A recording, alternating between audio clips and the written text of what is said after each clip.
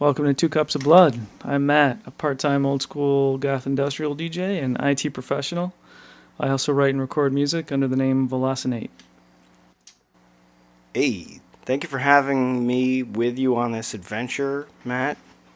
I'm Paul, also Mechno, either one. Either works, they're both equally valid.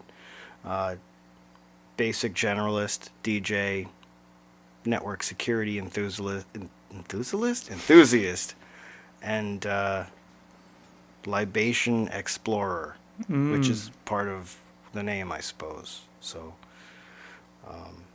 yeah, it's a great evening. It's a fantastic first voyage for us. Yes. I'm excited to not have a completely professional, but perhaps not a complete disaster of a first episode. Episode? Is that what they call these? Yes. Okay, yeah. Yes. All right, so we're going to start by Paul's going to make a libation.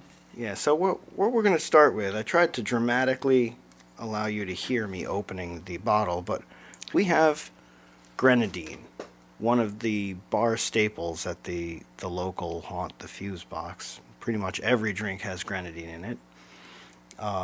It's a cherry. Okay, what is this? We're using Rose's grenadine syrup. It's basically a sweetened cherry thing, sort of like maraschino cherry juice.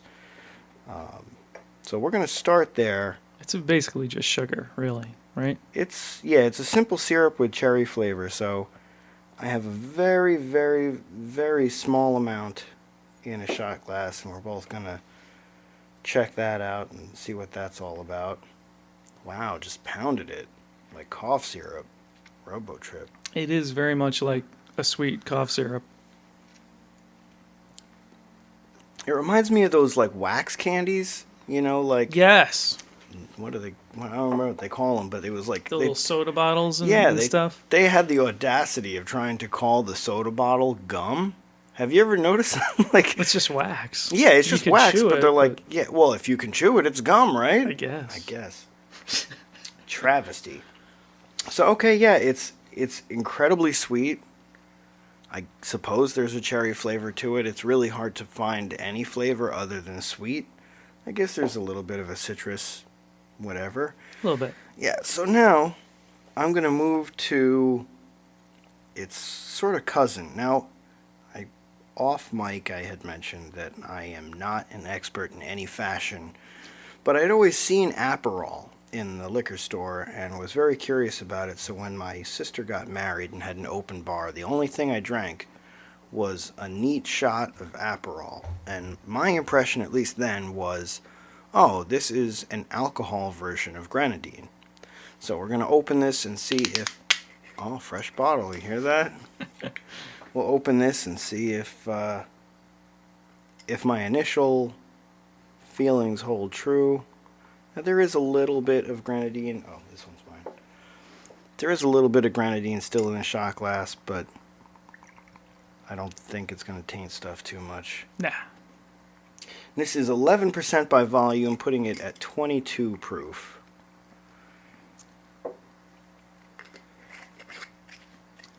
That's got a little more of the Dimetap in it. Oh, nice. A little more. So the bouquet is definitely more cherry forward than the grenadine was. The grenadine was just basically like cherry candy, but this actually has quite a bit more fragrance to it. It tastes more like a poison. Ah, this is the note that I was missing. So this is like, it's got a complex bitter note. Mm-hmm. It's what I really like about Cynar. If you've ever had Cynar, it's an artichoke liqueur. Oh, I've heard of it, yeah. And I just recently had Cynar 70, which is the double proof version that they mask by adding also double sugar. It's really sweet, and I don't know. But this is very nice as an aperitif before you eat. It'll help encourage your appetite, or if you eat a little too much and you want to settle your stomach, it'd be very nice for that too. So I'm going to take, I'm taking this Aperol and I'm just pouring it over ice, and I'm going to nurse this for a bit as we chat, and then we'll move into a bit harder spirit. This is all culminating in Culminating in a horrible mistake. I got the notion that Aperol and absinthe, the double A, will maybe somehow make a good cocktail together. Perhaps neat, perhaps over ice, perhaps mitigated with some sparkling soda. We'll see. what kind of absinthe do we have tonight? Well, we are graced with St. George's absinthe. It's a brandy-based absinthe, which, brandy I have had this, I think. Yeah, brandy is a real curious base for an absinthe because it's... anytime I drink absinthe, I start talking about the roots of absinthe and how it all came from... its rise to popularity, anyhow, came from a horrible wine crop in France.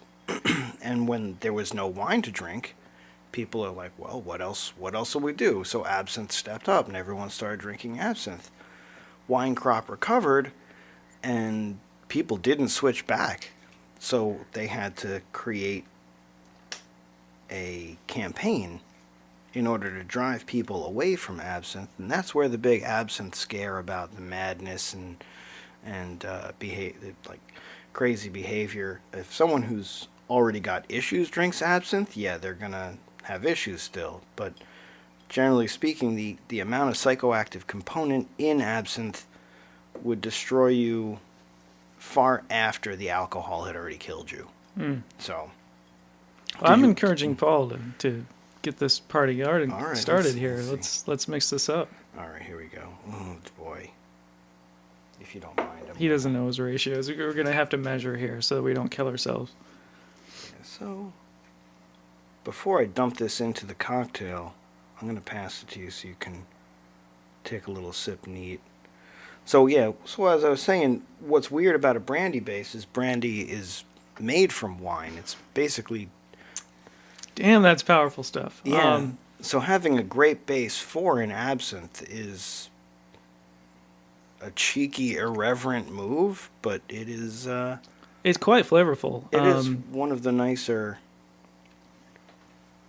absinthes I've ever had. Yeah, I feel like you're quite an authority on this, and I've had a couple different brands, but that definitely is a little bit different, a little bit... Smooth isn't the word, but there's something there that's unique. In a pleasant way. As pleasant as absinthe can get.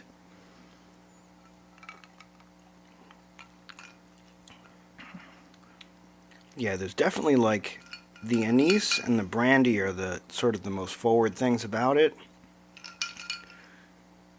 But it's just an all-around really nice pastiche of herbal flavor. It takes second place in my favorite absinthes. My favorite being Matahari, which I think is just an absolute pleasure to drink, though I don't know if it's still being made. Oh, that's sad. That is really, really good stuff. It's the best. So, try the combined cocktail. Oh boy. Are we going to be breaking out the soda? It's mostly just absinthe tasting, so I'm not sure we went quite far enough with the grenadine. Maybe we should actually add real grenadine. Sure, why not? You're just making this up as you go. I love it. Yeah. Well, it confronts one. It's a little, I always find that as I water down absinthe, as I loche whatever. Louche? Yeah, when I add water to absinthe in order to get that white milky bloom, it gets nastier and nastier and harder to drink. I usually like it just neat, where you get like the full assault of it, and then the after flavors, and then like just the sort of like tainting of your breath as you try to recover from it. That's really like the purest form of absinthe for me. When you mix it with water, it just, you turn a 5-second experience and just dilute it over, however, 15 minutes of sipping at this thing, and it's never like delicious or refreshing or refreshing. I was looking at the the skulls on the wall behind you, but It's the artwork in the studio is on the morbid side. But here, I'll let you do your own, No. Dean. oh. Well, I think it depends on the absinthe. I think sometimes Lushing, depending on the brand, depending on the flavor, sometimes it's more effective than others. That's it's not half bad. A little bit of grenadine to bring the sweetness profile up. Yeah. It puts it more. It gives me more of those Matahari feelings. Yeah, if you don't mind, I will put a little bit of brown bag seltzer in here, and we're using a lemon seltzer. I think it's all right. I have misgivings, but I'm willing to try. Well, I'll do it. I'll ruin mine first. Paul is renowned, at least in our circles, for being the person at the party who you want to make your drink. So he makes them weird and he makes them strong. I won't say this is my favorite drink I've ever made, but I actually really like it with a splash of the seltzer. All right. Get in Give on it a that. shot.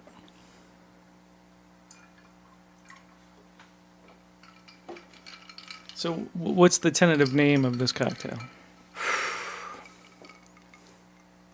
I guess the ass Oh, geez, that's not bad. for AAS, alcohol, absinthe, Aperol, and seltzer. Well, you need that grenadine for a little sweetness to cut it. Maybe we should make a few other versions. Not tonight, but Whew. If we're gonna get through this cast, I don't know. I don't think the Aperol is quite sweet enough on its own to get this combo going. I might have put a little too much grenadine in mine. It's very sweet, but yeah, that's good stuff. Yeah, I am gonna not force myself to finish it. I think I will, happily work my way through this drink, and it'll be nice. Oh, good. Now, you mentioned that I've made drinks before. I usually consider them like monstrosities that should never have been nor repeated. But What? well, Like Donkey Kong Country? I feel like Donkey Kong Country is just so absurd that I think it's not a bad drink. I think it's actually, for me, pretty good. But when the people in my life drink it, they don't always have as warm a reception. Donkey Kong Country is a simple combo of a shot of banana rum dropped into a pint of root beer. Specifically, I think at the time I used Mug root beer, but I don't know. Oh yeah, Mug has caffeine in it, so yeah, it's like energy drink, root beer, rum. Cheap rum. Yeah, Cheap flavored rum. Yeah, which my mother brought me back a bottle of banana rum from a cruise, and it was just like, why does this exist? Like, who's like, oh, I wish I could drink a tall glass of banana rum. I don't know, but I came in right at the tail end of the Donkey Kong Country fad, or whatever you want to call it, period in your life. Yeah, the end of the legend. So I heard a couple stories. I don't think I ever had one. So next time there's cheap banana flavored rum floating around, you got to make me one of those. Yeah, I actually may seek out The Halloween party. Yeah, sure. Absolutely. Gotta That hook sounds it up. great. Donkey Kong Country. I'll see if I can. I'll wear my monkey pajamas too, and serve Donkey Kong Countries. That's gonna be amazing. Oh yeah. Ah, Yeah. So I think there's 99 bananas is a thing, but that's a vodka, isn't it? I'm not familiar. I know the name. I don't know what it is. Well, I guess I'll have to do some research as to what market options are available. I'm sure we can find something. Yeah, that. This isn't really a tangent, so just go with me on this. I think it's safe to say I'm a bigger Skinny Puppy fan than you. And when we saw Skinny Puppy in Montreal, it wasn't amazing. It was wasn't. It was one of the worst experiences of my life. It was kind of miserable, and the show was showier than. I don't know. The stage show overshone the music, and we weren't feeling it at the time for a variety of reasons. It wasn't the best, but the redeeming part of that night, or one of those nights, was you in that fucking monkey costume. All of us getting drunk in that hotel room. Oh, And you're just sitting in the corner smoking your pipe or vaporizer, whatever the hell that was. yeah. Just puffing and smiling in the corner while all the ridiculousness went on. I really don't know what is up with me. Like, I really don't know what compels me to do what I do sometimes, but yeah, that sounds about right. But you were being incredibly generous. So I do like Skinny Puppy. I like Skinny Puppy that other people don't necessarily gravitate to, like modern Skinny Puppy that most people will trash. Like, the album's no good, it's bullshit. I like it because they're trying new stuff and they're using new sounds in it. And I dig it. I of course like some protests, some of the classics, which actually Classic. we're gonna come back to Protest for a second, because Skinny Puppy pretty much doled out a straight fuck you to me. Oh, really? Direct. Oh, in that show? Yeah, at it that wasn't show. At you. Oh, it was. They knew what they were doing. They were like, hey, everybody want an upbeat, awesome song? Fuck you. We're going to continue to show this obscure play of a monkey creature, monkey rabbit, getting out of a box and getting flogged by some dude, and then get back in the box and then put on a lab coat and go to work and then get back in the box. Like, lab coats and artificial syringes and things of this nature. I feel like it was unfortunate. I think we caught the first night of the Skinny Puppy tour with, Youth Code. With Youth Code and How Job and Frontline Assembly. Frontline Assembly. And the most tragic thing is, you ever you hear it right and you can repeat it back, but in your mind it hooks to the wrong thing. Like, for my fiance, who will remain nameless for security purposes. Well, she's not nameless, but we will not name her. Who be unnamed, yes, exactly. She has a name, I'm sorry. Anyhow. She heard Frontline Assembly, but the part in her brain that it latched onto was Assemblage 23. Oh, no. So that was like the light at the end of the tunnel, as every band was like just doing this like old school industrial like march forward. She's like, there's going to be some melody, there's going to be some like songs I can really get behind right around the corner if I can just make it. And then in the middle of Frontline Assembly's set, I think it was about the time that we all kind of wilted over the guardrail that we were near, and we were all lying on the floor. We were broken because that show was horrible. It was a really long. It was super long. It was a great lineup. Like we said, not everyone in our circle loves Youth Code, but I was excited to see them. And, How Job, I wasn't a huge fan, but, interesting bands, Frontline Assembly, good stuff. But, we'd been walking around that city. It was winter. It was kind of brutal out. My feet were, broken from wandering the city, and that there was nowhere to sit in that club. We were standing the whole time, and it just broke us. It just broke us. True to form, I reflect on my own words almost instantly after they're out of my mouth, and I'm thinking, no, they actually did a great job. It was a great show. Realistically, it was the first stop on the tour, and so there was some technical things with the stage presence that Skinny Puppy was working out, but I feel like I'm being really unfair by projecting the time that I had and equating that to how good the show was. It wasn't good for me, But, like, if for some reason Mr. Ogre listens to this podcast and is like, wow, those dudes are, well, Matt's a pretty good dude, but that Paul dude is a dick. I rescind my negative review, and I just say it was a really taxing experience for me, because the fan base that they were playing to was not the fan base that I was a part of. So I was still a fan. I still like them, even though my fiance has not yet recovered. She's like, nope. That's so... you might have mentioned that to me before, but I don't think I felt the full impact of, thinking you're going to see Assemblage 23 and holding out hope after, such a miserable physical experience and just having that not delivered. That's so sad. Well, I didn't know she had that perception. That misassociation. Everyone does it. It happens, and then it's a little rough when the realization hits, and it's like the carrot just disappears, and it's another stick hanging from a stick. That's really the rough part.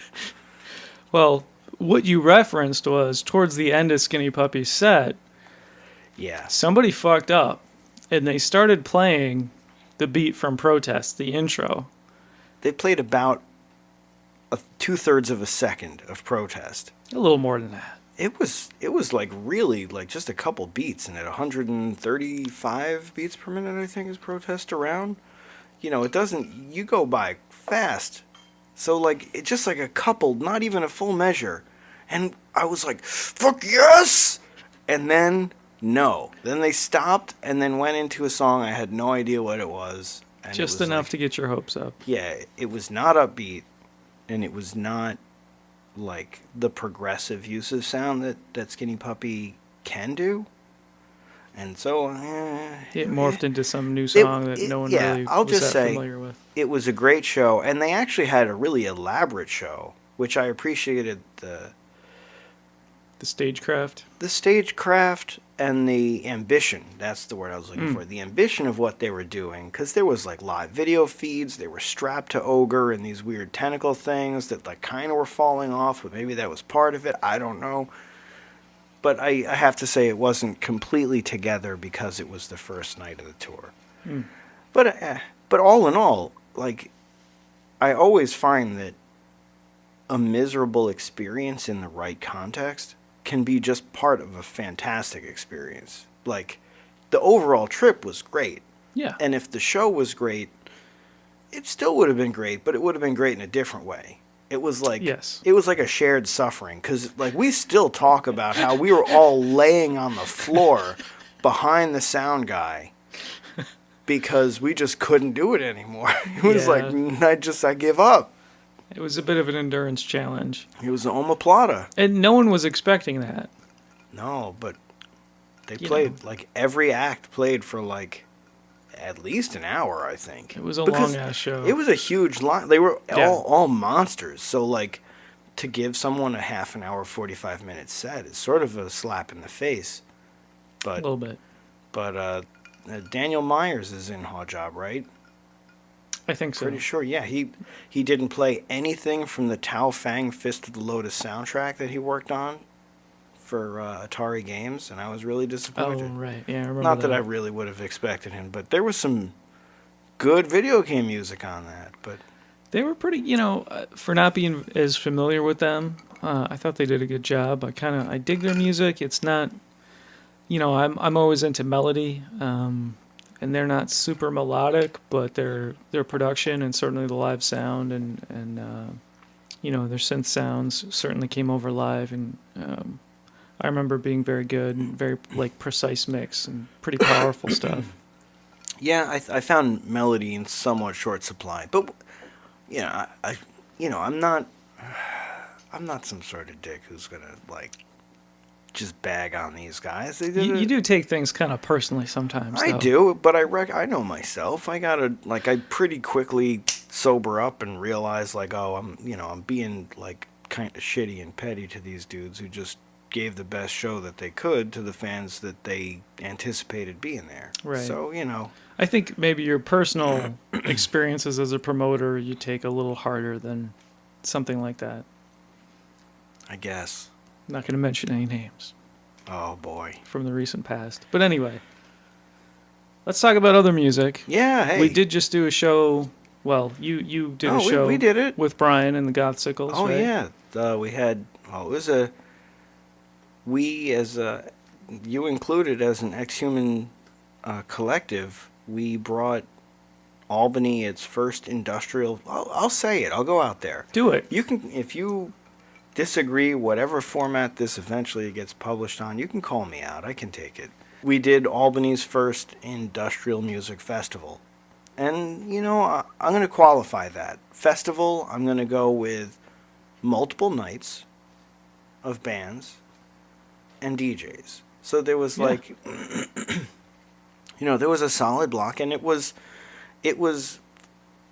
arguably a free festival. I mean, the requirements for it to be free was you had to be over 21, which is, I feel like it's a little unfortunate for those under 21, but the venue's a club. It's a bar. I mean, it's a business, and yeah. So okay, you had to be over 21, and you had to get there before 10 o'clock, and the doors were at 8, and the band started at 9. 9. Yeah. So there was really, if it being free mattered to you, it absolutely could have been a free show. Exactly. So I'll say, okay, so a free industrial music festival over 2 days that had, excuse me, we had Ulu, we had Static Bloom, we had Witch Doctor, and then we had the fantastic DJ Vellocet. Well. Recluse and myself after. Albany goes hard. It goes till 4 o'clock in the morning. For those who are not in New York State, there's no 1 o'clock, 2 o'clock bullshit here. Oh no. We're grown people. We pick our own bedtimes. 4 o'clock, and then we go out and get some food. That's right. Yeah. Don't go to bed till after the sun's up. Sometimes. Especially if you have to clean up and pack up everything at the club and. Yeah. And then the second night we had Abbey Death, and then Worms of the Earth, and then the Goth-Sickles. Yes. And I would say that everyone, they were all different acts. They were super different. Ulu graced us with their first United States appearance ever. They came down to play, and because the visa restrictions were pretty stringent, they actually played for free, which was really? Yeah, they came on their own dime and played for free to be a part of this festival, which that's awesome. And they were super cool dudes. They were real. I don't know if you talked to them, but they're really nice guys. Canadian, right? Yeah. So of course they're nice guys. Yeah, they're just really stereotypes. super. National stereotypes. Well, these guys enforce that stereotype. They are really nice, And then Static Bloom was. Are you familiar with Static Bloom? No. To any extent? I liked what I heard, but that was didn't have any previous experience. Yeah, Static Bloom. Feel free, if you have a different impression from them. Static Bloom, having not really been super acquainted before the show. It was Andrew Virus who recommended them, said they're up and coming and they're really good. So sure, we added them. They were very amenable to coming, very professional people, really easy to work with too. I just sent them money. They're from New York? Yeah, coming from New York City. Yeah. So my impression was it's like clock DVA with a much growlier vocal. Yeah, I mean, I got a little skinny puppy vibe from them too, in a really good way. Yeah. Yeah, good stuff. Yeah, they were cool. And then the only thing, and I really hope Static Bloom doesn't take this as a diss, but Static Bloom is exploding right now. They're part of the Cold Waves tour. They're getting lots of positive attention all over, and they looked a little miffed. that the crowd loved Witch Doctor as much as they do. Because, Oh. like, it's Witch Doctor's house. Like, Witch Doctor, something about Albany, New York, and tribal industrial. I don't know where that marriage began, but it's strong here. it's a passionate romance. Yes. So, yeah, like, I could see he looked disappointed after putting on a show to, like, a receptive crowd for sure. I think Yeah. people enjoyed it. They didn't go nuts, but yeah, they were there. People were there. They were liking it. Yeah, but then seeing, like, Witch Doctor mesmerize the crowd, Yeah, really Like- got the dancing going, and they were looked a little bit miffed that the crowd was not more acquainted with them to enjoy them better. But right. that's every locality, I imagine, has its own niche things. Niche. Niche. Either way. But I forgot to mention that Ulu was what they themselves call voodoo metal. Ah, So it's sort of like a mystical sort of spooky sounding metal, followed by the old school feel of Static Bloom, followed by tribal industrial of Witch Doctor. Mm. What was your favorite? man, I love Witch Doctor. For some reason, the shows he does, the way he blends the songs and the live sets, I really like it. I feel like this most recent show at the festival was a little more aggressive. I think he knew that maybe Albany was into it, switched up the set a little bit, had a little more heavy on the beats this time. I feel like the first time we brought him in, that the set list was a little more varied. There was a little more shading to it. Yeah. Still really good though. I mean, I'm really impressed with him, especially to hear that how young he is and how he's putting more of his energy into Ulu now. How old is he? I heard he was only like still in his 20s, 25, 26. Oh, okay. He's not like 17. He's not a child prodigy, but I mean, Okay. he's very accomplished for for that age, and I don't know. I'm very impressed with him Yeah, for sure. Now, do you think it's inappropriate to say what his closing song was? I don't know the song titles. I don't know. No, you do know this song. As an act of serendipity, I just happened to mention earlier in the night, Ulu was doing stuff, and I yelled out "Magic People, Ulu People," Oh yes, the and- Voodoo people. and Yes. then Witch Doctor closed with a tribal remix rendition of Voodoo People that, like, no joke, he was swarmed by DJs immediately after getting off the stage. And it was like, yo, bro, can I get a copy of that? It was like it was like the Monopoly man was like strolling the streets in New York City and panhandlers were surrounding him. Everyone was Yeah. like, oh, can I get that? And he was like, no, if you heard it in headphones, it's still really rough. Eventually it'll maybe some kind of band camp. I don't know. But That's cool. it was a pretty phenomenal close. I think I was nervous. I was trying to get my drinks and get ready to do my set after he finished, so my head wasn't in the game at that point. But yeah, I did enjoy a set, and I do remember that now that you mention it. That was good stuff. So after 5 years, did you still have like preset nerves? Not really, but there's always a question about, how are we going to get the stage cleared off? Who's setting up the table? When can we start? Just normal, type A personality. Oh my God, when is this happening? We need to move this along, Well, So, I was gonna say, this is actually pretty true to my personality. I think I was gonna say that.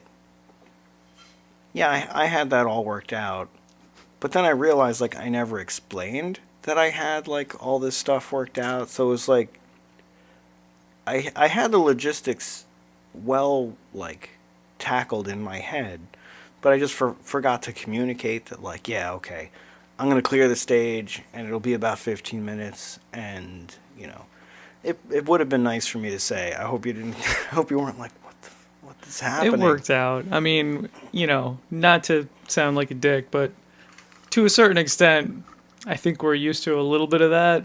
Yeah. Like, we know you have a plan, or sometimes we know when we have to roll with it, but I do a lot of inward thinking and not quite as much outward expression. And that's, I know myself. But you're a good sport. Thank you. what I was getting at was, so Brian Grobner of the Gothsicles Oh, day two. played a great show. We can talk about the rest of the festival first, but I know he's putting a new project out there, Gasoline Invertebrate, and it's currently on Kickstarter. There's a little clip out there. He is a madman. He is nuts. Like, I think some people have this thing where when they've relaxed for just a couple seconds, they get this neurotic impulse that they're being lazy and they really should be doing more. That is Brian Grobner. Yeah. Like, he does not stop moving. And, like, you say, hey, Brian, like, years ago when he first played, I found out that he came and played Albany because he was in a say yes to everything phase. Ah. And he just was like, never been to Albany, might be a good show, might be a bad show. We'll find out. Yes, let's do it. In a just real positive, like, always embrace every sort of opportunity that comes phase. But I don't think he ever left. I think that, like, when I'm like, hey, Brian, can you play this Saturday? And he's like, hold on a second. Yeah, dude, I'll make it work. He flew in Friday night into Saturday, arriving into the airport at, like, 10 o'clock in the morning. Did the show, and then immediately went back to the airport to fly back to Chicago. So, like, that's, like, I mean, that's why this dude leaves what they call super fans wherever he goes. Super fans are fans that, like, you put out limited edition cat litter scoops that have an MP3 of you snoring, and they will buy it. Like, and that's, like, only half joking. I think he actually did release He did have cat scoops, litter scoops, yeah. So he just cultivates these super fans who are willing to financially back anything he does, and that's evidenced by his Kickstarter.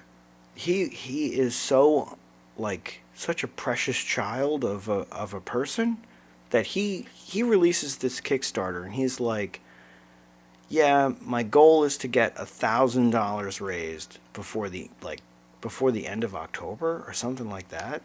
And it was like he was at, like, $1,300 like 2 hours after he had released this project. So, like, Yeah. He should know better by now. yeah, he should have a little bit more, like, I don't know. I don't want him to change. He should just be himself. He shouldn't have That's any true. more or less than what he has, because he's great. And so anyhow, I take it you saw the perks for kickstarting. Yeah, quite a few. It's just some of the upper tiers were the names were pretty funny, but I'm not sure if there was much to differentiate. Well, there was a very approachable tier. Well, you saw that for, like, I'm gonna say it was like it was between $125 and $145, I think. Oh, He will remix one of your songs, but that is, like, that's kind of crazy. it is, but he has this unlimited energy. I don't know where it comes from. The guy works full time. He eats flies butter. all over. He flies out internationally. He plays wherever. He does the gothsicles. He did the hardcore pong thing. He's collaborating with other people. He's starting his own label now. He's doing this other project. I don't know how he does it. He does DJ sets as DJ Fishstick. I don't know how he does it, man. He's younger than me. He's got it going on. But yeah, so yeah, we were talking about perhaps as a gift to you to purchase a remix, so one of the Velocinates might be transformed by. Maybe we'll replace your vocals with his. Oh, God. Which would be truly amazing. Though I don't... See, I think that the Gonzicles, which I've heard started for him as a joke. Like it was not a sincere musical effort on his part. Mm. And that's why like he has the trademark like cracking voice, screechy scream that like you hate it until you love it. Yeah, it puts a lot of people off at first, but you really owe it to yourselves to see him live because the amount of energy he puts out and just what he does. If it doesn't win you over, I mean, I don't know. It's Yeah. yeah. What else can you say? So at risk of making it, I don't. This is not a paid advertisement for Brian Gropner and his endeavors, but he's really great.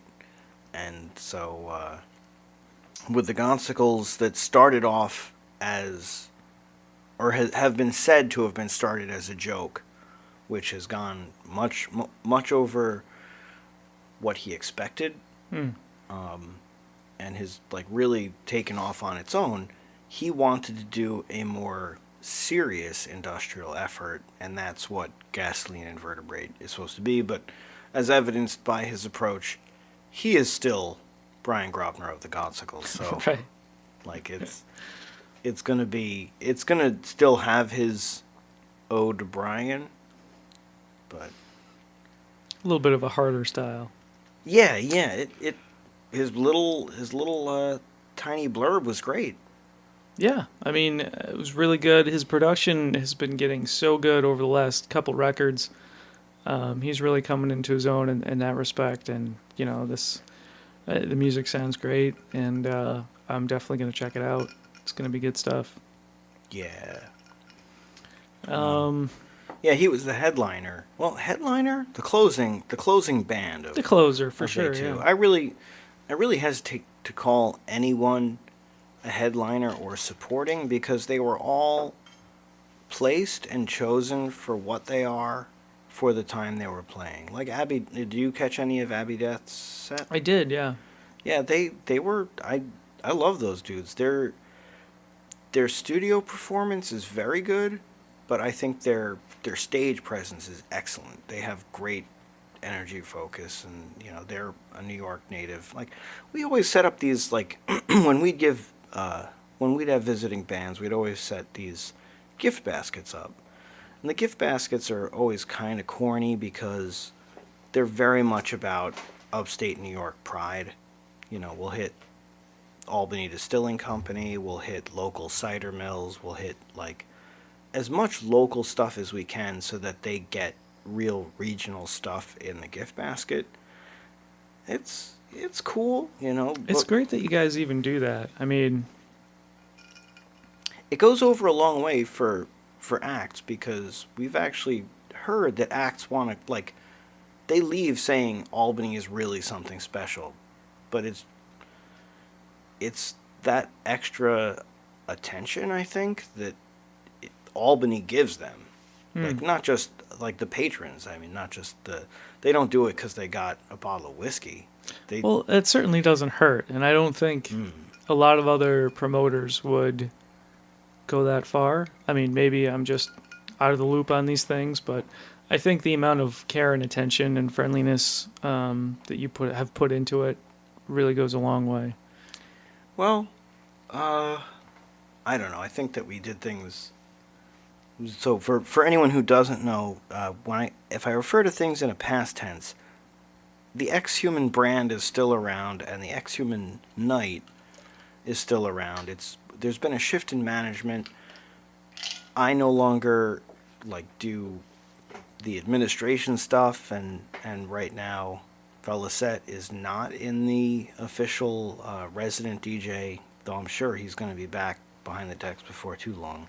Yeah.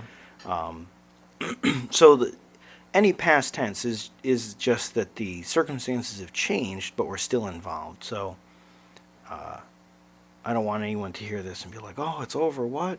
No, No. it's still going on. And DJ Mechno Sferatu may make another appearance someday, I would imagine. It could happen probably when I would anticipate that I will come out of hibernation at the last minute when a DJ doesn't show up or something like that, because for my sets anyhow, it's not really a matter of like big planning. It's like I just my one of my personal attributes is I can pay attention to some things. Like it's a sensitivity, and you see what works and you see what doesn't. So my sets are always I play something that I think the crowd will like, and I see what they like about it, and then it's like an iTunes Genius, but it's more like a Savant thing.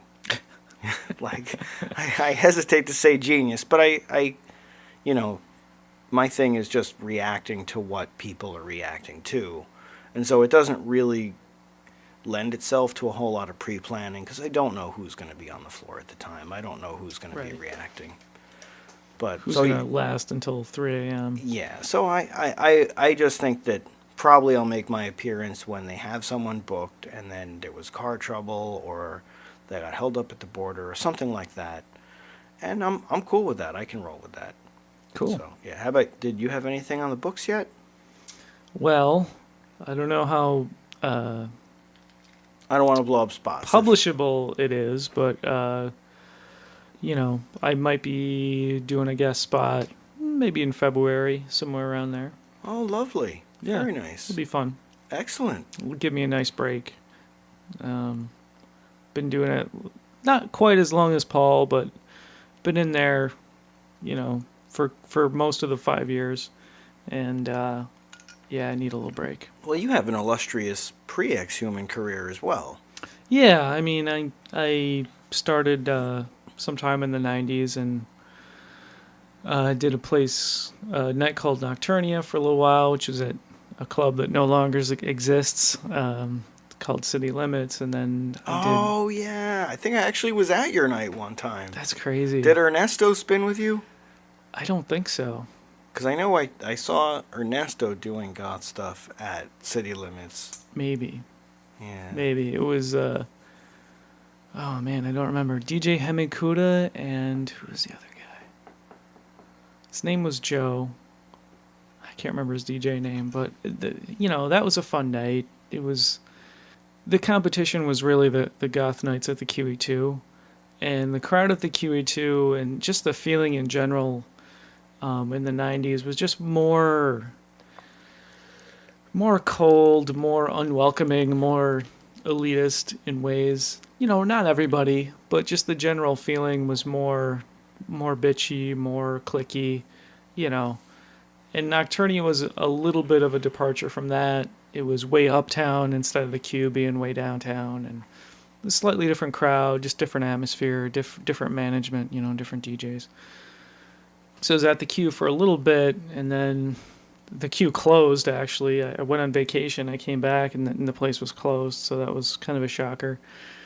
And then, the night drifted sort of to Power Company. I did a little bit of Power Company. The Fuse Box opened, and I did some 80s DJing at Fuse Box, and then Ex-Human came along. So, there's some breaks in between all that stuff here and there, but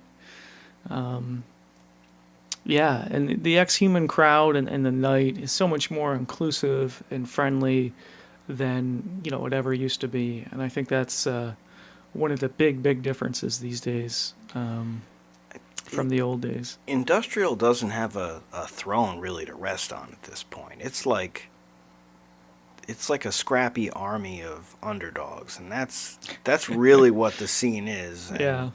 Like together, the numbers are really good, but as soon as it starts getting elitist, where there's tiers of people who are looking down on other tiers of people, it's not going to fare well. So that never really happened for us, and that's good. That's great. Yeah, I No. mean, new people keep coming in, and the old people I think are still getting something out of it, and I think it's been working really well. So It doesn't hurt that like Albany per capita has like an outstandingly attractive female population, or at least who come out, because when we did the God Module show, so Ex-Human was not the promoter for the God Module show. We were simply ready assistants, helping any way we could, which is kind of how we roll usually. Anyhow, so for God Module, the acts were like, we have not had a stop with like this many really beautiful women like anywhere. Wow. And I was like, well, fucking Albany. That's right. Any other music news? Well, let's see. I got the new Gary Newman album that just came out. Okay. And, listening to it, there's one track that is absolutely priceless. Mix me up another one of these bad boys. Okay, yeah, sounds good. Easy on the Aperol. So yeah, he does a song that actually comes off sounding a lot like a super goth Chris Isaac, but he manages to convey like something happened somewhere between somewhere after Cars. Something happened, and he faced some sort of horrific crisis because the new Gary Newman like is really freaking pissed at what God did to him. Oh. Like he talks about like God's lie constantly. Like something happened. I don't know what turned him, but so needless to say, the new album's great. Cool. Like it's the only thing that I can say that's critical of the new album is that they chose this very Arabic looking font for all the album liner notes. That's like very, very difficult to read. Okay. But that's it. It's I don't know if he's trying to say something with that, but who knows? Yeah. But so basically, he's been pissed off for thousands of years. That's what you can tell from this music. That he's eternal and he's been pissed off for thousands of years, but mostly just disgusted with human behavior, and that's cool. I get that. Excellent.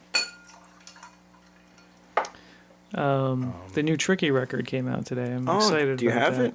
I have it. Haven't had the chance to listen to it. The first couple singles, or I don't know if they were really singles or just kind of preview tracks. Those are very good. Pitchfork gave it a real shitty review, but fucking Whatever. Pitchfork, yeah. We'll see. Well, actually, Spencer, since you're speaking of... That's I it? already put some okay. salts in there. Sorry. Give that a shot. Yeah, since you're talking of new releases, I think Cut Copy actually just Come came out on. with... no, I'm not kidding. I do think that Cut Copy just dropped something. Okay.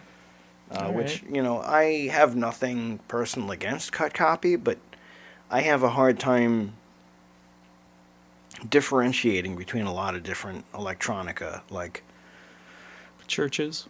Cut Copy, Of Montreal. Of Montreal is pretty unique. Some of their crazy shit you wouldn't mistake for anyone else, I think. I guess they did the Outback Steakhouse commercial, right?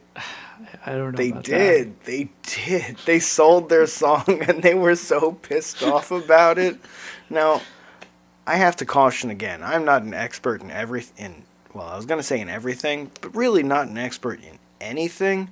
So if I happen to be talking shit and I'm completely wrong, I will, without any sort of ego blockage, say, oh yeah, I fucked up. Sorry about that. They didn't write the Outback Steakhouse commercial. I have no idea. No, I think that they sold a song. Like, I can't remember what the actual original song was, and we don't have like an internet lackey to off camera go ahead and look that up. But yeah, they wrote it, and they were really hurt with what Outback Steakhouse made of their song. But What did they expect? I mean, I don't know, man. They expect money. There they go.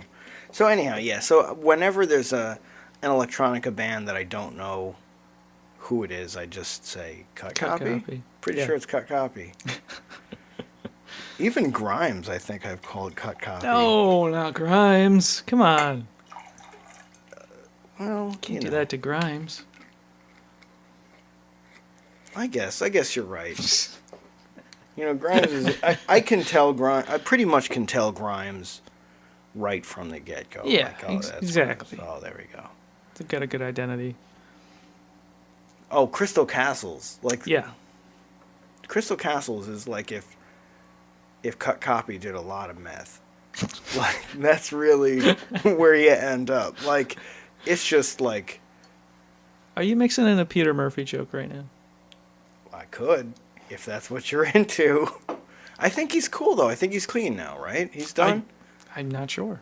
I don't think people have long careers on meth. I think that's one of those things where like you hop off the train before it picks up speed, or you just Yeah. take it to the end. I hear you. And I don't think he's dead. No, in fact, I saw a headline where he's reuniting with one of the other members of Bauhaus to do something. I didn't get the details on that, but good news. That Good Kevin, news. the Kevin dude. I don't remember. No. The sisters are playing in the UK. I missed out on that news until my it was gosh. happening. Yeah, right? Would you have gone? Hell no. Well, no. I actually, believe it or not, I have seen the Sisters of Mercy. I saw them at Roseland in New York City, and Wow. it was cool. They were pretty far away, and I suspect that they were actually lip syncing. You know, I can believe that. The songs of theirs I really like, but there's only a few of them, and the rest of the stuff I try to listen to, I just really don't care for. So I've got a split opinion on them, but definitely great stuff for the club. Well, they've been recently. They don't do too much new stuff, like as far as they're not churning out new works. Yeah, they've been remastering their stuff, and I think to good effect. There's like they take the original source tracks and do it in a more modern facility to overcome certain limitations that their earlier studio might have had, and Right. things, Really getting the best out of it. yeah, things sound like they wanted it to sound back then. It's really not like Hooked on 45 doing like disco Beethoven or anything. It's not like transformative. It's just like a cleaner, like better representation of their intent. That was such an 80s reference. Oh, thank you. Do people remember Hooked on 45? If they're old, Wow. oh my gosh, what have I done?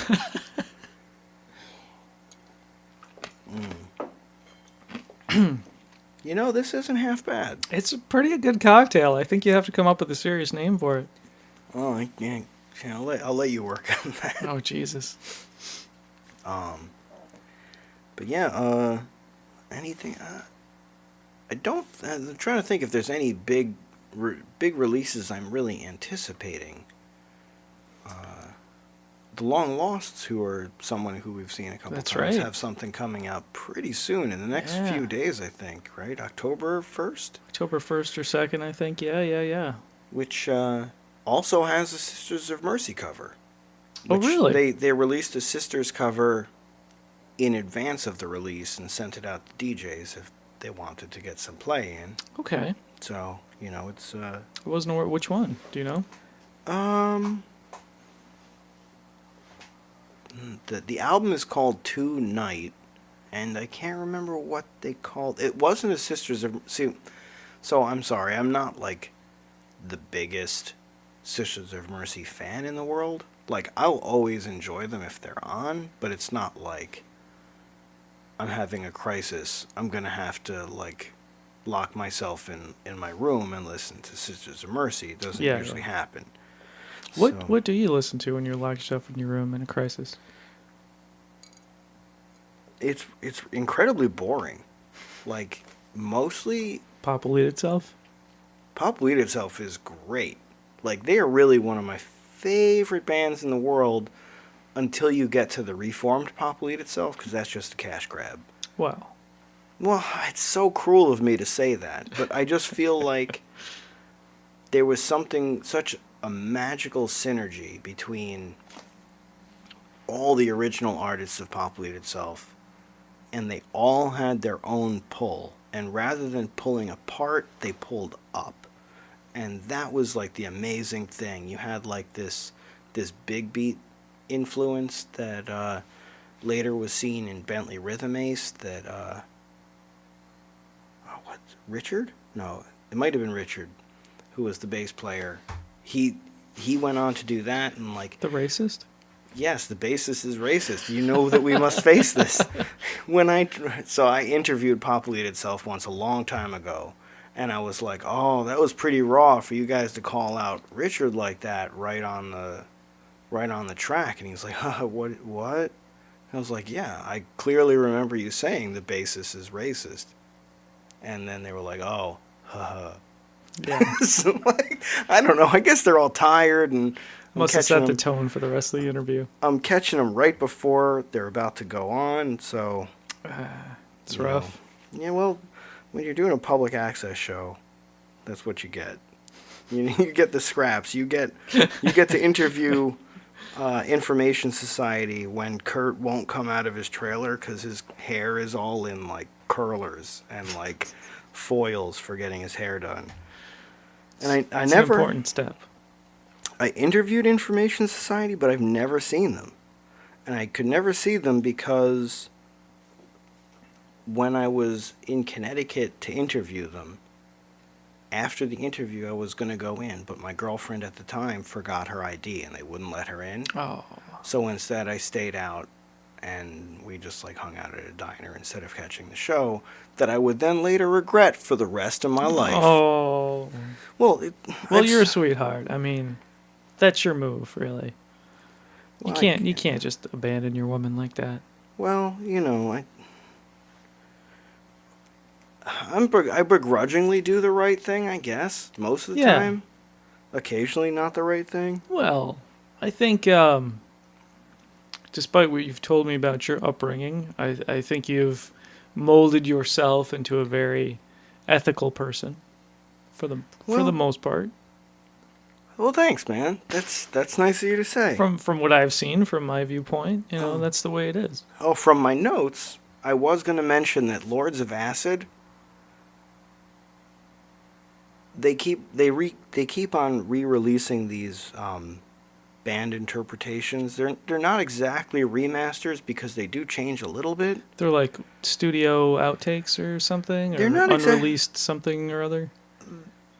They call them Band Edition, and it's just a slightly different version than what may have been on the initial release. And I gotta say that Lords of Acid, again, I'm going to look into the future where I'm doubling back on my words and trying not to sound like a real dick. But Lords of Acid are much better than their sex joke. Oh, yeah. They don't need to make every song about titties. No, or they don't. Whatever it's about. Like, it doesn't have to be about having sex with a blow-up doll. It doesn't. They could do a song about anything and have it be awesome. But, and the new Cut Copy song is called Haiku from Zero. Song or album? Or album, yes. Haiku from Zero. All right. Yeah. Plug and Cut Copy. I'm going to have to, maybe I mentioned it, so I don't want people to think I'm, like, bullshitting about that in case there's, like, in case Amy is listening and is like, oh my God, Cut Copy! She already knows. She knows. Yeah. She knows. She got a direct beam to her via implant. Is that the way? Maybe. I'm not sure about that.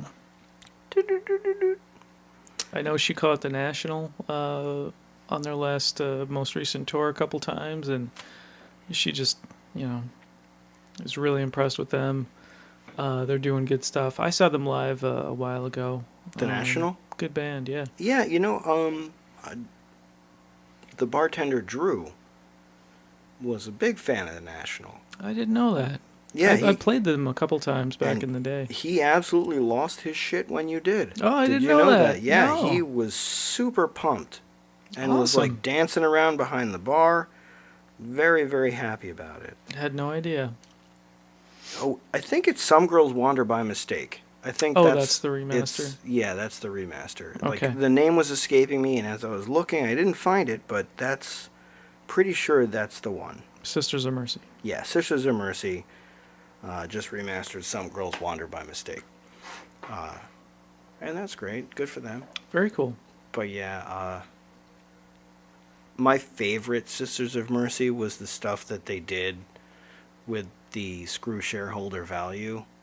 They had this thing where they were under some sort of draconian contract, and they couldn't get out until they had a certain number of releases.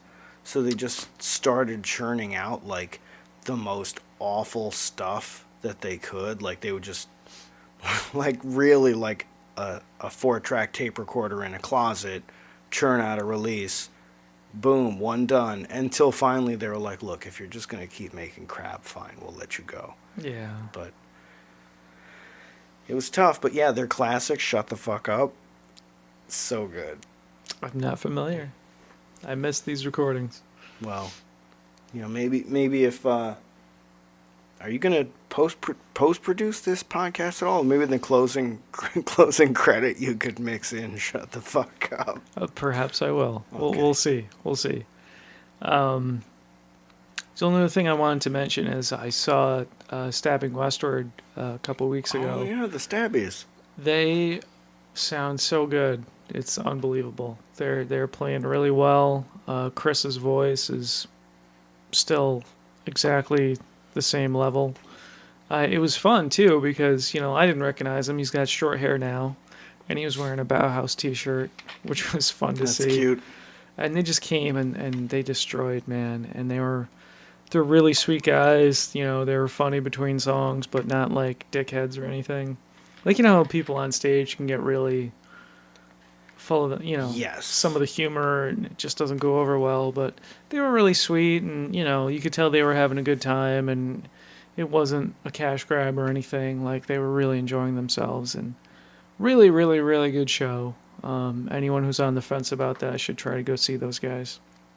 I never really got into Stabbing Westward too much. They were the original backing band for Nine Inch Nails, if I heard correctly. I don't think so. No. I don't think there was that much of a relationship. Chris Vrenna was with them briefly, and they have had other... Oh, maybe it was a touring band, like Perhaps, specifically for their stage show. They opened for Depeche Mode and a bunch of different bands, and they could have played some with Nine Inch Nails for sure. I'm not sure.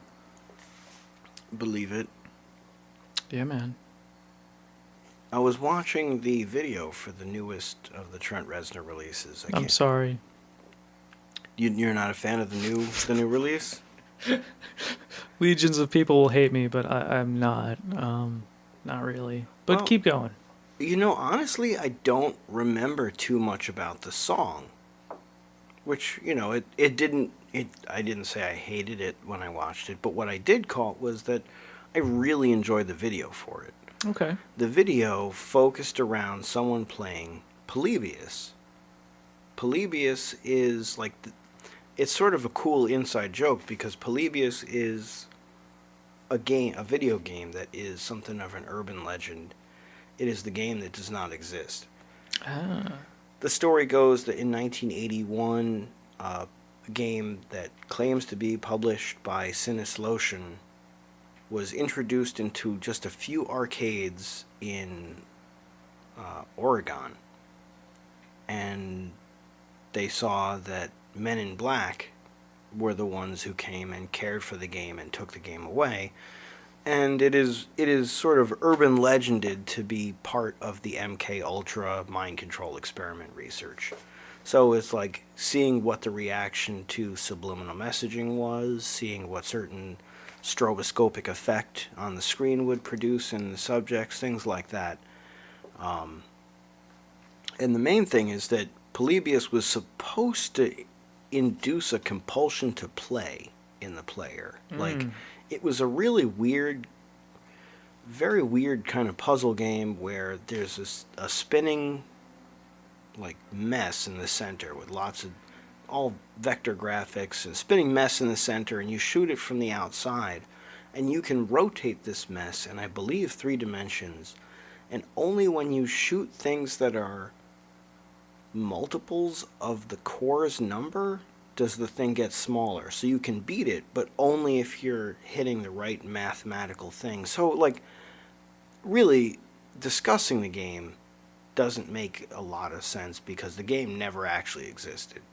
I watched a documentary on it where someone actually put the effort in to get to the bottom of Polybius, named after a Greek historian and the creator of the Polybius square, which is a certain code cipher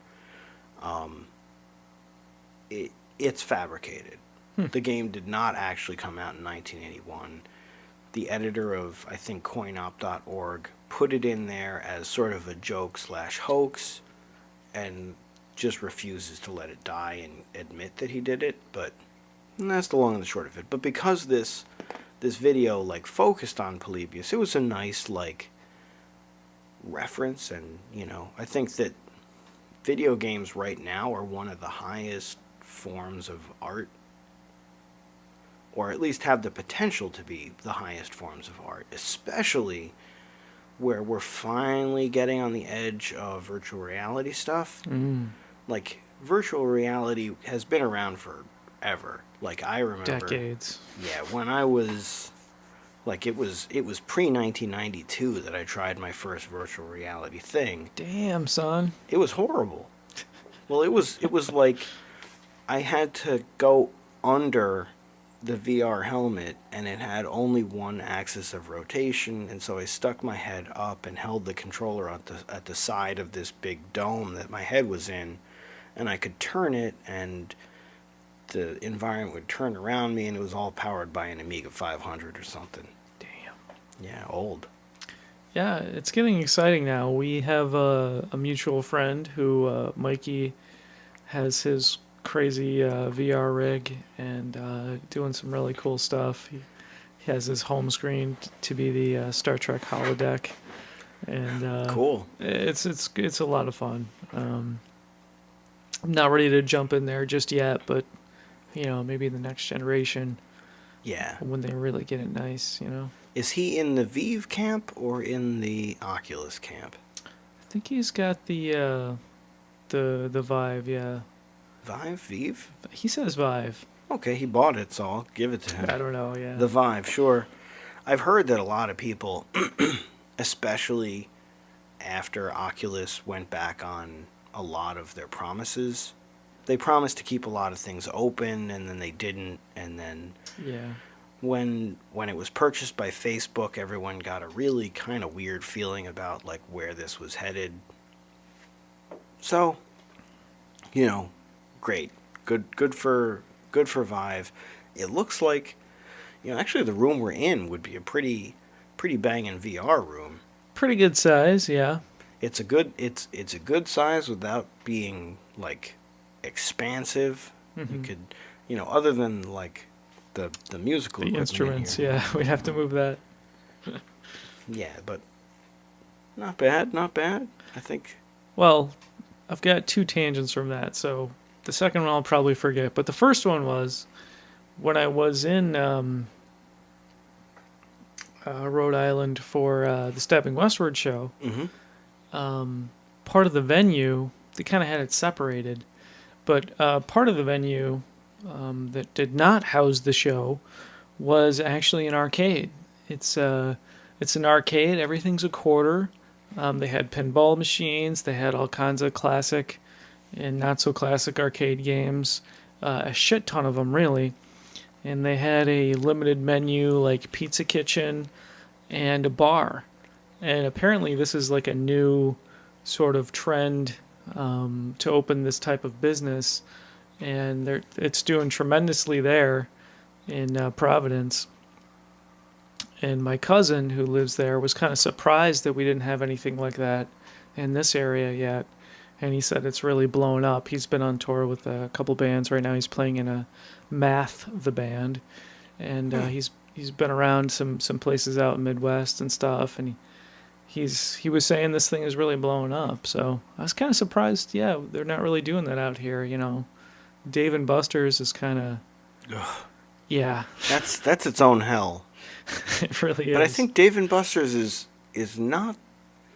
It's an arcade, but it's not the same. No. I'm overthinking this for sure, but I feel like you look at if you look at trends, the internet, this vast information network, this sort of ethereal thing, is like an additional sense. People always carry. They always carry a connection to it. Whenever they're curious about something, they can check with that sense. Whenever they're bored, they tune into that sense. They like that is the new gaze. People don't like gaze off into the distance. They gaze into the internet to see, what they're finding, what their friends are doing, what is trending in Reddit, whatever's going on. So I think that like ultimately there will be you'll joke. You'll say okay, skeptical. But I think the formula for inventing in order to get short-term wealth, the formula for inventing is to look at current trends and extrapolate what is the ultimate future in that. I think the ultimate future in internet awareness is actually an embedded device. But I think that there's a lot of hurdles to get to. So the step, when you want to get rich from an invention, you don't extrapolate and shoot for the end point. You extrapolate and shoot for the next point. You want to be the first step in that direction. So, that's just a quick aside as far as inventing goes. For those who don't know me, I usually talk about inventions, but I have no real interest in making them happen. It's more like my thing is I'll talk about this is a thing that's going to happen. It's just a matter of time. I could do it. I'm not going to. Just watch. And then I take a good deal of satisfaction when a few years down the road something comes up and they were like, yeah, you were talking about this 6-7 years ago. Why didn't you do it? And I was like, Got things to do, bro. Yeah. I got a life to live. I can't be just in the workshop all the time. Exactly. But yeah, so I'll in posterity, I'll share one of my inventions. I think that the next step between a real embedded internet awareness versus and all the AR goggles are definitely a thing. They're just the technology isn't there yet. But I think one of the steps is a nonverbal communication between your device and you that's personal. You don't want audible alerts that everyone can hear. So I was mentally developing, not actually planning on. I could bring them. They're not all that complicated, so it's feasible to bring them into being. But a device that connects to your phone, that's like a vest or other garment that has a series of very small motors with little vibration motors in them. Yeah. That can do patterns and whatnot to convey information. Now, I think that because people can pantomime to each other, and if someone has their eyes shut and someone who doesn't know them is trying to communicate something with them, not something huge, not like a history lesson, but just something simple, they know that the person is going to be giving them directions to a location. Can that person give them directions with no pre-negotiated gestures, with their eyes shut? I think the answer is yes, providing the person who's giving the gestures can learn from the person who's following them. So, it'll give a gesture, see what their reaction is, and either give an encouraging gesture to that or give a discouraging gesture to that. Things like that. And I think that the learning of such things would be really quick. So I think that some sort of nonverbal communication with your phone that is very personal is right around the corner. I'm thinking. That's pretty cool. You could get a vest from Creature and put some motors in it, and then you got some spare time these days. You can make this happen. That's true. And I mean, honestly, the technology to do a Bluetooth... Oh, another topic. Bam, walked right into that. Go for it. Well, I was going to say the Bluetooth technology is not that hard to work with. You can work with something as an AT... What is it? AT Tiny? I never say it out loud, but yeah, like a small microcontroller to control your vibration stuff. You want it like super elegant, so maybe even just built into like one of those. I think they're called torques. They're like a necklace, except they're not flexible. They're just more like a ring that people wear. It's a traditional Irish thing. Okay. But anyhow, something like that. But that brings me to the next thing, which is, have you heard about Blueborn? I have not. Blueborn is a wonderful, wonderful, horrible thing. It's a virus that can pass from phone to phone Oh, via Bluetooth. damn. And the only thing the person has to do to be vulnerable is have their Bluetooth enabled. They don't have to accept anything. They don't have to acknowledge anything. Someone will remotely take control of your phone, and then it will then spread from your phone to the next phone. It works Android, it works iOS, it works Linux, it works Windows, and it just like an airborne Bluetooth virus. It's really, really like cool. What does it do, or what are the exploits that? It's full control. It has full access to your entire phone, can activate your cameras, can take your pictures, take new pictures, take new movies, take movies that you already recorded, all that. But if you have an up-to-date iPhone that is running anything past 9.5, it's already been closed. So Okay. Android is a little bit in worse shape. I think they still have a outstanding vulnerability.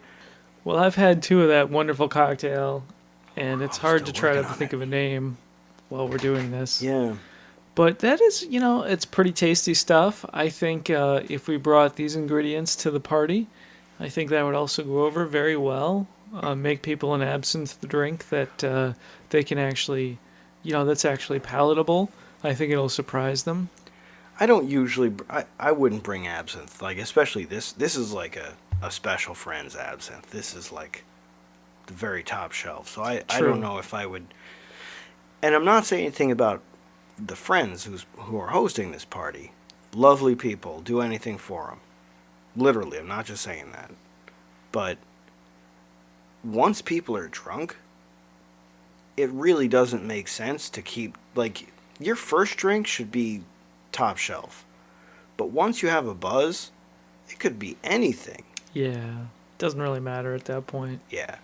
I could bring some of my absinthe, the Vieux Carré, the stuff. That's a beautiful bottle, yeah. Right? It's good really stuff. My brother worked at a liquor store briefly in Boston and picked that out for me, and I've never seen it anywhere else. Good stuff. Gorgeous. I would recommend it. It's strong, but hey, that's absinthe for you. Very, very traditional taste. I feel like I may face repercussion for it, but I actually think I might like chartreuse even more than absinthe. I love chartreuse. Chartreuse is wonderful. It's good, right? It's really good. Had you had it before? No. Oh. No. I have yet to try the yellow chartreuse. I think I've seen it once or twice. I've never had it either. I'm betting the taste will be very similar. Maybe time will prove me wrong, but I'm betting it's not that much of a difference. So I have no idea who the eventual audience for this is, but if they don't know chartreuse, there's a family of spirits called pastiches, which are an herbal infused alcohol. Usually it starts with a neutral spirit, like a very distilled vodka, that kind of thing. And then they infuse different herbs into it to give it texture and layers. So absinthe is a pastiche. Chartreuse is a pastiche. It does not contain wormwood, and which is why it was never outlawed in the United States. And it was sort of the bastion for those who wanted absinthe but couldn't get it while it was illegal. They would just have chartreuse. And honestly, they weren't getting shorted because chartreuse is wonderful. Like, it's good and bad in a different, slightly different way.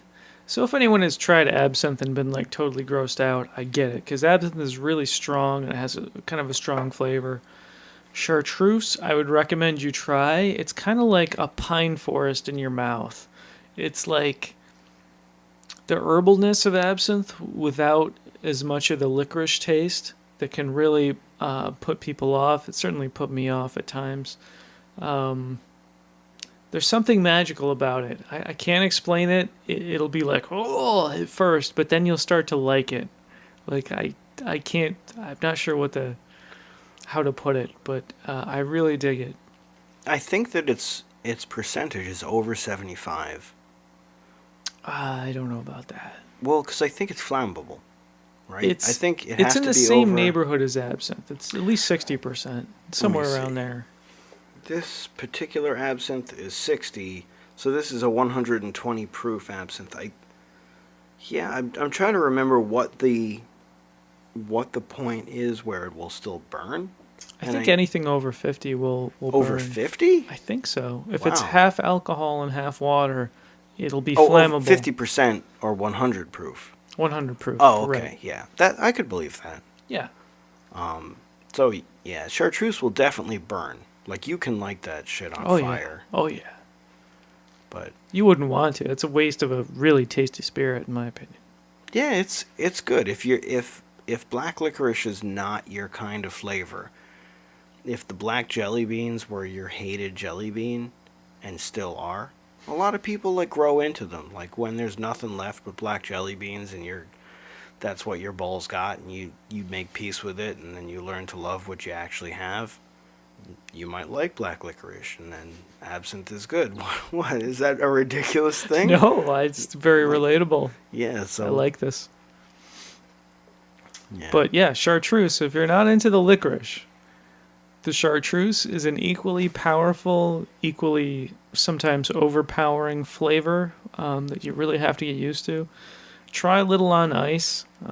Let it dilute a little bit. Let that ice melt a little bit. Swirl it around. Have more than a couple sips, and you'll start getting into it. It's really quite special. And of course, my interest in chartreuse started with Poppy Z. Bright's Lost Souls, which I read way back in the day, shortly after it came out in the 90s. So it was always a drink you'd hear about, but you'd never see, or if you saw, you'd be like, $52, fuck you, or whatever, $60, whatever the hell it costs now. It's not cheap. It's not cheap, but sometime when you have a few extra bucks, you want something special for a party or just to try something new, check it out. It's really quite special and unique. Yeah, I don't think there's certain spirits that you can't really run through quickly. Like, I don't think you'd be in huge trouble if you drank a bottle of chartreuse in a night. Oh God, yeah. You'd be in serious trouble. Yeah, I mean, I wouldn't call it undoable because I know there are very crazy people out there who will try anything. But yeah, it's something to savor. It's something to have every now and then. It's not like a drink you want to drink, every time you need alcohol. It's something only for those off times, like once in a great, special occasions. It's that kind of a drink. I'd say if you were like, you went into your closet and you pulled out all the old video games that you have, and you were sorting them out, deciding which video games you were going to donate and which you were going to try to trade in for credit. And It's a keeper, yeah. You've done that big thing, and then like you're just like reflecting on the task that you've done, and you're mulling it over. That might be a good time to sip a little glass of chartreuse. There you go. I think I did that actually just the other night. Nice. I got $150 something bucks worth of used video games out of my house. Nice job. Thank you. Yeah, it was tough. When are you realistically going to play them again? That's the thing. I gave away games or I let go games that were like fantastic. But really, when am I going to jump into Borderlands 1 again? Yeah. Like, realistically, it's probably not going to happen. If a new Borderlands came out, I would be very interested. But just to go back into Borderlands 1 that I played the heck out of, it's not likely. So, it meant something to me, but I let it go. I hear you. And, I imagine it's a good feeling whenever you can get rid of stuff like that. That's not really providing value. It's something that's going to sit on a shelf and you like kind of having it, but you don't need it and you're not going to use it. Why hang on to that kind of stuff? It's hard. I mean, so a little story. When I was very young, I was like 5 years old, I had a racquetball. It was like a little blue ball. And it was a racquetball. At the time, I didn't realize it was a racquetball, but like I remember what it was, and later I was like, oh shit, that was a racquetball. Like Okay. hard or Sort of. It wasn't, it was whatever. It was bouncy, whatever. And okay. I was at the park with my dad, and the racquetball fell into the stream, and one time my dad rescued it, but then another time it just had drifted too far down the stream from this pond and it was just going away. And I had this like crushing, overwhelming sentimentality about this little ball. And I'm like 5 years old. Oh, wow. So like, but it's not something to be like, it's it's an insight to my regard to sentimentality, not something that was it wasn't something that was because I was 5. It's just that was a really clear glimpse of that aspect of myself from when I was 5. So it stuck with me. I know that I can sort of anthropomorphize things and care about those things and those things' perspective of how much I care about them, which is not really healthy, I think. I mean, a thing is a thing. And so, like, if you have a collector's edition original gold Legend of Zelda cartridge, I think if you have it and you love it, put it on display where you can see it constantly and it always gives you that emotional perk when you see it. Because if you just have it in a box in a closet where most of the time you don't think of it, it's really not doing anything for you. Yeah. Change that old stuff into something new that's can do something for you now. That's what I think. I sold a couple guitars a little while ago and invested into, new software instruments and a new subwoofer for my monitor system. And I think it went a long way to improving things in my own productions. So, I mean, something that you never use, you never look at anymore, you never, it's nice to have, but like one of the guitars I sold was a J Mascis Signature Edition Fender Jazzmaster, which it has a purple sparkle finish and a anodized gold aluminum pickguard. So it's this purple and gold thing. It's kind of weird. It's kind of, you know, Got personality. yeah, it's unique. It's cool. It's kind of beautiful. I always wanted a Jazzmaster. I was like, I'm finally gonna have a Jazzmaster. This is awesome. Robert Smith of The Cure played a Jazzmaster early on. Elvis Costello. Certainly it's been used by a bunch of grunge bands. Super Drag comes to mind. A very popular guitar, undervalued in the 80s and 90s, and now they're super expensive, right? So I finally had one. I played it now and then.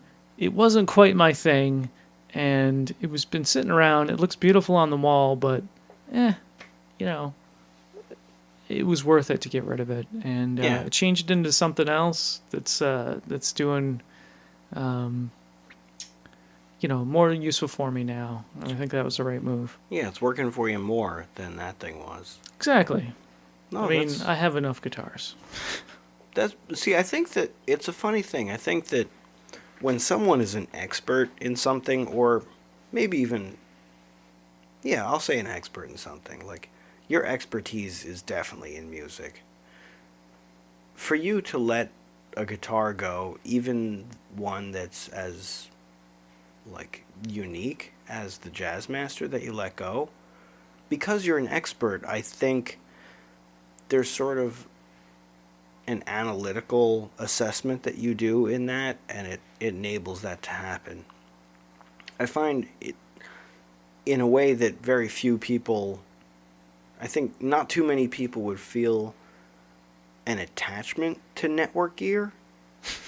But I know that I don't feel like when I like retire a piece of network gear, I don't feel anything for it. Whereas like if I retire like a knife that I've had, like a kitchen knife that I've had for a really long time, and it's like been sharpened so many times and it can't even sharpen it right, I'd feel weird because there's so much sentimentality. But it's not like when I get rid of a wireless access point, I'm like, oh, all the shit I looked up through this thing, oh my god. There's no feelings No, attached there. fuck that thing. Yeah. If it's not working for me, get the fuck out. So like it's like when you're an expert, you can have that like, no, you work for me. You're an employee of mine. Get out of here. Right. Oh yeah, so I wanted to, in a complete departure from everything we've done, I wanted to just touch on the unrecognized genius that is Rick and Morty. Go for it.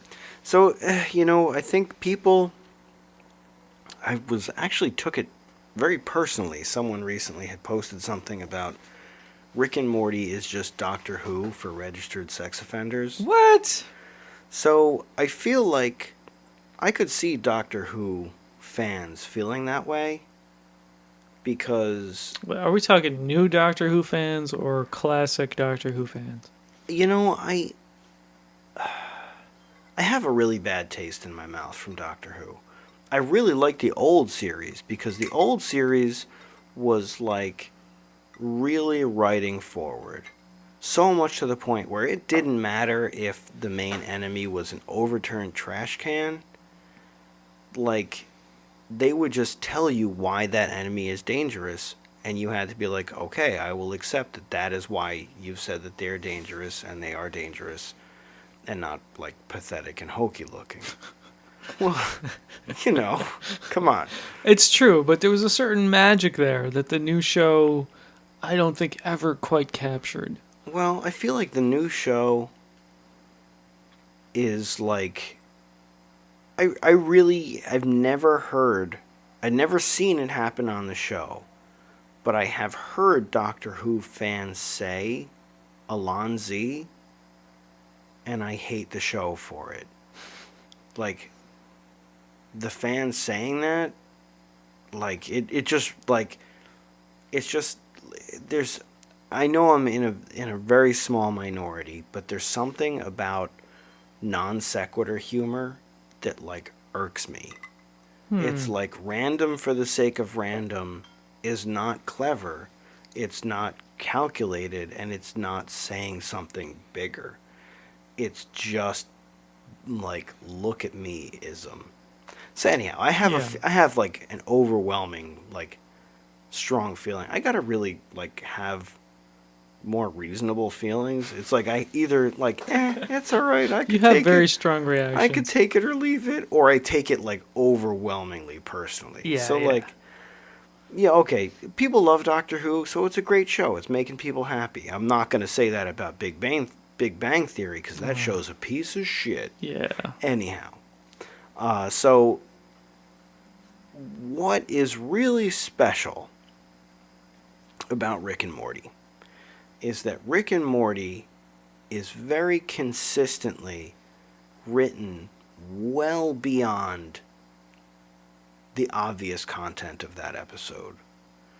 And what I mean by that is when you're watching a Rick and Morty episode, you can 50% watch and it's funny.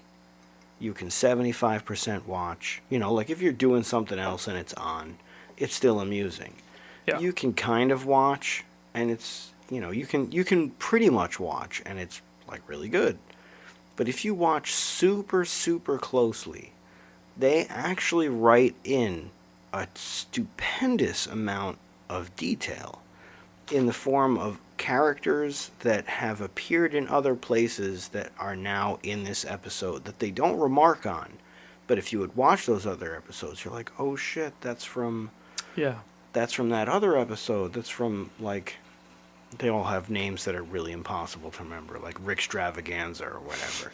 So, like, a Rickle in Time, Yeah. So, like, you're like, oh, wow, that the Whirly Durly conspiracy just referenced Rickle in Time. But it goes beyond that because there actually is, it's like one of the few shows that has really strong, hard science fiction. Like, really strong. And, I recently rewatched the one where they went to Blitz and Chits. Yeah. And that whole episode doesn't follow our Rick and Morty. Right. And, like, you don't know this. This is such a minor detail that we, as the viewer, have switched the Rick and Morty that we happen to have our camera floating on. It's so minor, and the only thing that gives it away is at the beginning of the episode, they're issued a ticket when they check their Jerry into the Jerry daycare. And at the end of the episode, you see our original Rick and Morty, who we were following before, looking for their Jerry. And they call out the ticket that you were able to see in the beginning. If you, like, paused it, you could see what their ticket number was. But it's that level of overwriting that really has won me over to the show and has actually won people who previously could not handle the, like, kind of lazy art and, like, Or the burping. gross out humor. Exactly. Like, poopy butthole. Like, it's hard to mount a defense of Mr. Poopy Butthole as, like, a legit sci-fi device. Yeah, but Mr. Poopy Butthole in episode 7, like, it's got that level of absurdity that kind of disarms you. But I think it's like, it really is one of the best written shows on television right now, if you care to pay enough attention. And if you don't, it can work on that low level too. Yeah, it still works. I think that's really pretty slick as far as what they're doing. I think season 3, episode 7, where they focused on the Citadel, that was just that really was one of those ones that makes an impression. Not just because it's so sort of nihilistic and depressing at the end with all the death, but it was the Black Mirror of Rick and Morty. It really was, but the depth of all those characters and what they managed to portray with so little screen time really speaks to the level of the writing. And yeah, it really is up there. Yeah, that had something like, it had Willy Wonka, or Charlie and the Chocolate Factory element. Yep. I guess in this case it had Willy Wonka and the Chocolate Factory. It had the Training Day. It had the Manchurian Candidate, sort of. It had... what other references were there? Like, Training Day was the heaviest one. So much. Oh, yeah, it had Stand By Me, where, with the kids going on this, like, rite of passage thing. Yeah. And it's always so, like, humorously aware. Like, when the farmer chases them out of that testicle forest, and he says, like, you kids can't have your rite of passage adventure through my fields here. That was really, like, one of the trademark over-awareness elements of Rick and Morty, where, at some level, Rick knows that he's on a TV show, and he knows that the safety and longevity of his universe absolutely hinges on providing an interesting television show.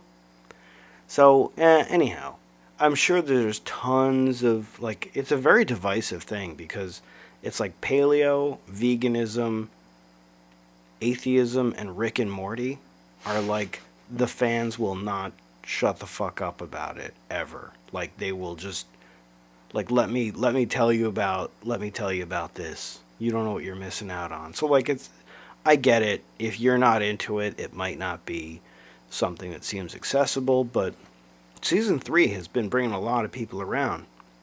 Oh yeah. Pickle Rick.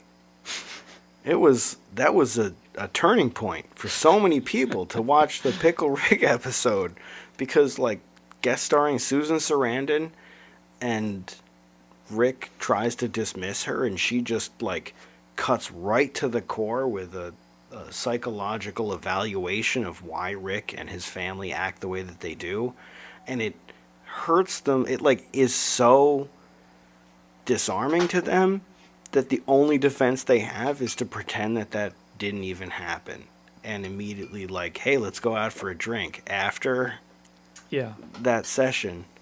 It's good. So good. It's good.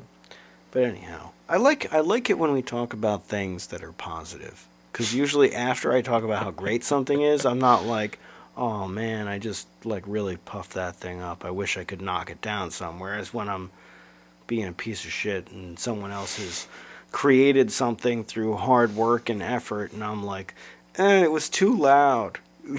Like, come on. So, Creation is tough, especially when you have to work a full-time job at the same time. yeah. Shit takes a long time, a lot of effort, and like anyone else, when you have free time, you can't always be working on something else. You have to relax sometimes, and it just makes things take longer and longer. And then you have a life, and you want to do things. You want to work on your house or whatever. It all kind of drags. So. Yeah. Well, this totally makes me want to ask you, before I know our time is coming to a close, but what is in the near future for Velocinate? We talked about musical stuff, and you're an artist that like you and I can both talk to it, at length. So what's cooking? I have a new 6-song EP I'm working on. Need to get some guest vocalists in here to record. Planning a couple songs with Haley Cody again. So I'm excited about that, and I'm hoping to put something together, get it out in October. Starting to work on artwork now and trying to put the whole thing together. So still some recording to be done, still some mixing to be done, still some mastering to be done, but I'm hopeful that I can get something out. And I'm excited about it. It has some definitely good stuff on it. I think I'm kind of weird in that The Cure has been such an influence on me that when I sit down and I write a song, or I just write whatever comes. I don't really have an agenda.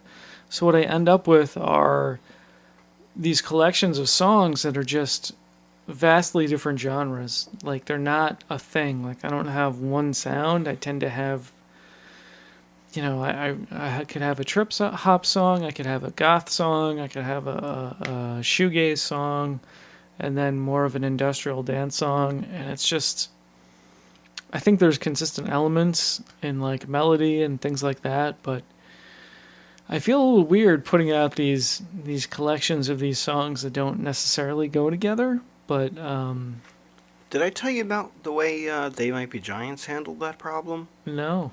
They had their, it was, there was a certain point where I had enough of them, and I, like in a fit, deleted everything that I had. You do that a lot, don't you? It happens. But no, it was actually, in this case, it was right after they were straight up dicks to me, which actually happens quite a bit. Oh.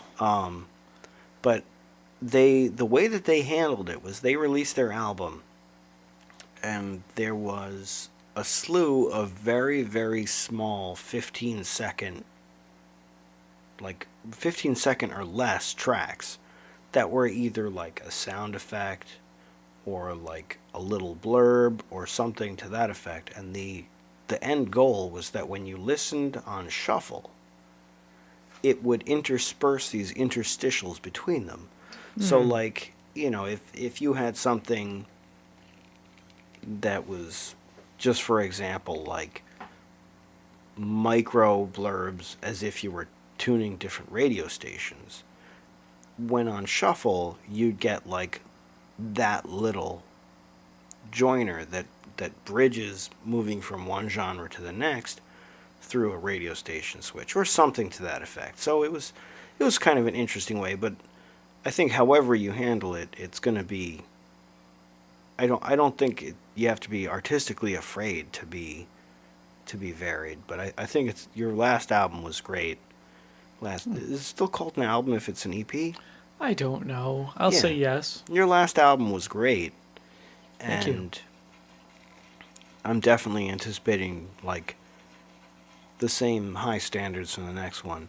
Is there a kid dragging a pickaxe outside? I have no idea what that was. You got some weird ass neighbors, bro. I do. I need to move Bless away 'em. from people. Photograph them when they're doing that shit with the pickaxe. That's creepy. That's your scene, bro. That's not mine. That is right up my alley. I can't always be the one with the pickaxe, dude. Yeah. Well, Yeah, go ahead. I think that's about all we got for tonight. Gonna wrap this up. 2 cups of blood. 2 cups of blood. That's all we got for these kids. Well, they're mad thirsty. That's right. Well, hopefully we quenched a little bit. Yeah, you know, our freshman effort. And, Yeah.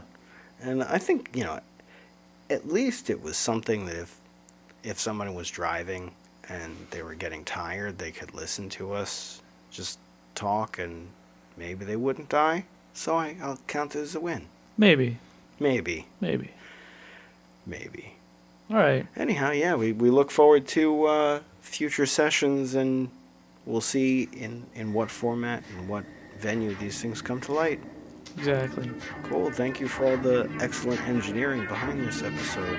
Oh, Matt. That's for great. yeah, no problem. Until next time, everyone. Thanks.